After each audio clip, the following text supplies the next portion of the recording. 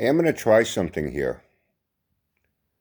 Uh, I know some guys now, they've started a whole new trend to where their videos are only about recording other people's videos and then playing them back so they can watch other people's videos.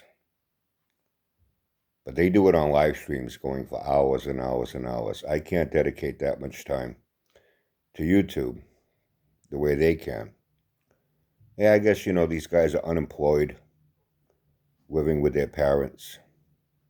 They obviously don't know how to raise a child the right way and how to treat a child the right way. Maybe since they're not looking for a job, they might consider taking a parenting class to learn how to treat their children right. Somebody called me AB and he's laughing.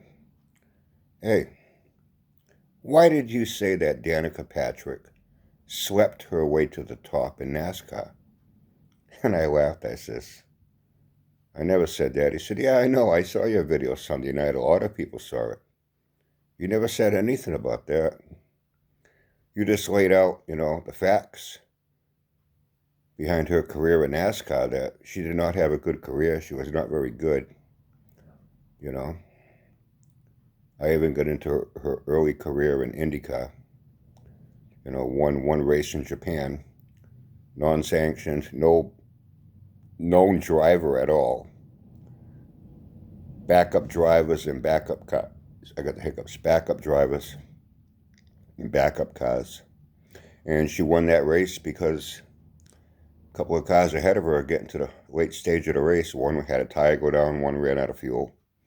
And that's how she wormed her way to the lead to win.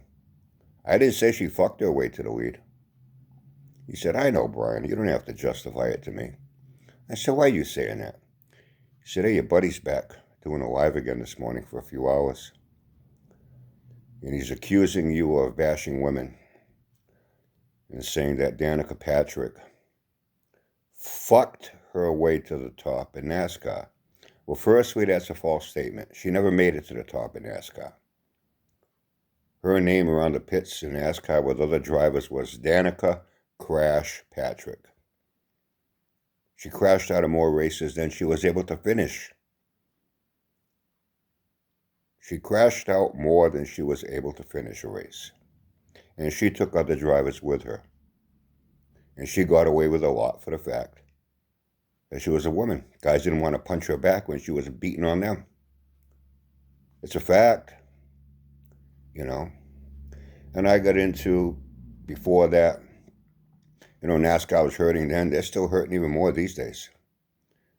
They're in trouble with attendance, viewership, fans, ticket sales at races. They're in trouble. And NASCAR had already started way back then with gimmicks. And that's how I portrayed Danica Patrick. They used her as a gimmick, a marketing tool. And when a big name sponsor comes along, I said it in the video, a person's appearance at times can take them places. You don't have to sleep with anyone. You just have to look a certain way. And you get promoted. You get exposure. GoDaddy knew they had a good thing with her. And she was all over the place. They were having her in Sports Illustrated in tiny bikinis with her friends at a beach. And they used her in every way they could based on her appearance. And they were throwing a lot of money behind her. And these big teams, I call them the big three. Hendrick, Childress, Penske. They love it when a big name sponsor comes along that's going to throw a lot of money behind the driver. Takes a big burden off of them. They were more than happy to take on Danica, knowing that she was not the most qualified driver out there looking for a seat. There were so many Xfinity drivers. The driver that won the championship that year in Xfinity got passed over for Danica. This is common knowledge. It's all a fact. She got where she did, getting a seat in a Hendrick car, based on her looks and based on the fact that they knew they could market her as the GoDaddy girl. I mentioned other women in racing, that were far better in their sport. Janet Guthrie in IndyCar, her career was kind of short. I think she had a crash and had a serious injury. And it's being honest, she was not the most attractive woman, but she was a very talented driver. She got to where she got based on her driving ability, not on her appearance. NHRA, you got quite a few that are very attractive. Or is it Leah Pruitt, John Force's daughter? Didn't he have two daughters at one time? Angel, I can't think of her last name. She started out in Pro Stock Motorcycle. She worked her way up to a top fuel car. Very attractive women, but that didn't play a role in it. They were very successful. They worked their way up based on winning performance. Pure winning performance. It was just a little bonus that they were pretty, but that's not the case with Danica. She had no winning track record under her belt when she got to NASCAR, So anyway, but I'm doing this because, I've said it with Sanford. I've met a lot of Sanfords in my lifetime. One guy in the city, Jimmy Thorpe. They called him Jimmy Throw Up. Him and his father owned a scrap and junkyard down by the railroad tracks on Kings Highway. And they were pigs. Didn't take a shower, always dirty and greasy. They smelled like ass crack and ball sweat and armpit BO. They called him Jimmy Throw Up because he smelled like puke when you got next to him. And he had, it's kind of funny, more ways than one with Sanford. He had a four-door Belvedere, like a 69 or something, jacked up to the max with Gabriel hijacker air shocks, rusted out Kreigers on it, body all dented up, paint all fucked up, rust rot, 318 two-barrel with a thrush muffler. And he thought, he had a badass car. And I've known Sanfords. I've known Javas. Guys that the whole family were pigs and slogs. They had the nastiest house in the fucking neighborhood. They used to get citations nailed on their door from complaints from their neighbors. From just all the junk and shit in their yard, to how they were attracting rats in the fucking neighborhood. Rat infestation from garbage and trash overflowing in their trash cans. They lived like pigs and slogs like Jabba. And I've met guys like this guy. Typical cocky little punk Bostonian. From Boston. Dude, he was. There are so many like you up there. I'm going to call you the cocky little arrogant punk, formerly known as, I admit I stole this idea from Prince when he became a symbol, the artist formerly known as Prince. But you are the cocky little arrogant punk, formerly known as Uncle Brian Groupie number 8. And he says, oh, yeah, he was saying, accusing you of being a sexist now. I never thought I would agree with Jabber on something. But when the guy's right, the guy's right. Jabber said about this guy, I say things and he twists it all around and turns it into something I didn't say. Jabber, you are absolutely right because he did it to me. I bet you never thought I'd agree with you on something, did you? Don't get your hopes up. We're not going to be buddies. But I got to say it the way it is. You are absolutely right about this guy. He's just a cocky little punk, that treats his kid like shit. He's a deadbeat that mooches off his fucking parents living in their house. Maybe he should be out looking for a job and maybe think about taking some parenting classes to learn how to treat his kid a little bit better with all his free time instead of spending hours and hours, here on YouTube. Maybe you could do something to improve the quality of his life, be able to get out, live like a man, pay his own bills, and be able to treat his kid right. and put his kid above YouTube. But anyway, I started laughing. I said, no, I laid out the groundwork with Danica. She got to where she got, and she didn't get very far in NASCAR. And they promoted her.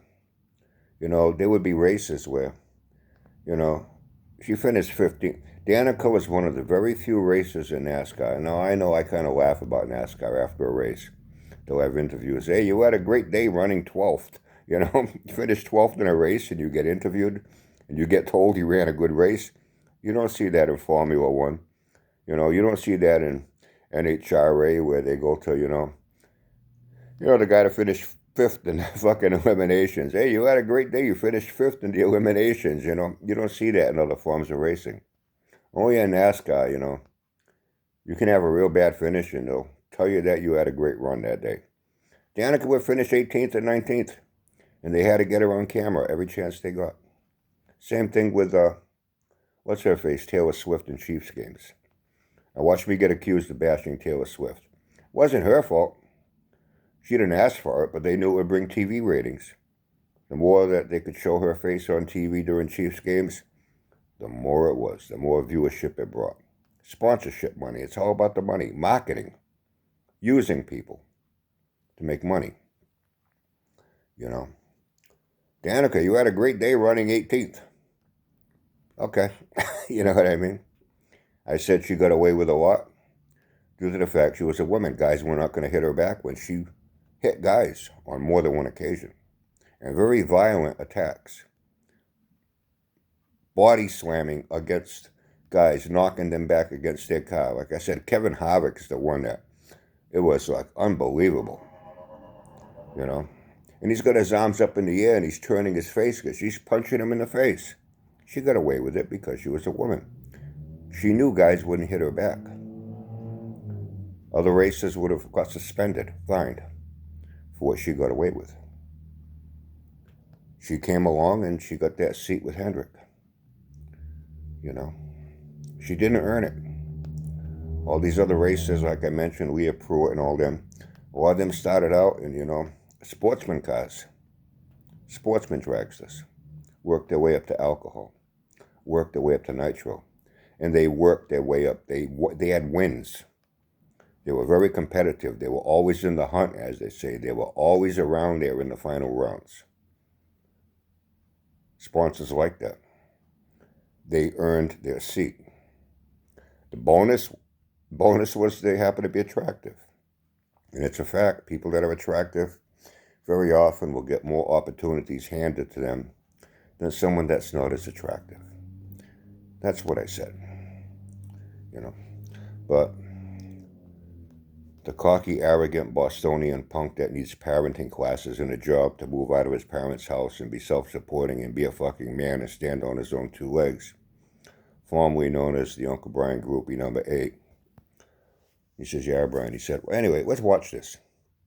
You tell me where I accused her of being a slut, where I accused her of sweeping her way to the top, where I disrespected her in any way of any sexual nature. I simply stated a fact in every case that cannot be denied. I kind of like this. Recording a video while I'm watching it. And it's even better when it's my own video. And I get to rub someone's nose in the shit that came out of their mouth. Okay, watch and listen. It's a whole different game when you put them in a crowd. She crashed out of most races. She took out a lot of other drivers with her when she did. She got away with a lot of shit because of the fact that she was a woman. You'd see her after races, she'd go up to fucking drivers and grab them. I remember one time Kevin Harvick. If the guy had done that to Kevin Harvick, Harvick would have fucking plowed him. She was grabbing him by their fucking, yeah. And the guys are like, whoa. She got away with a lot of shit. Any other driver would have got fined, would have got suspended.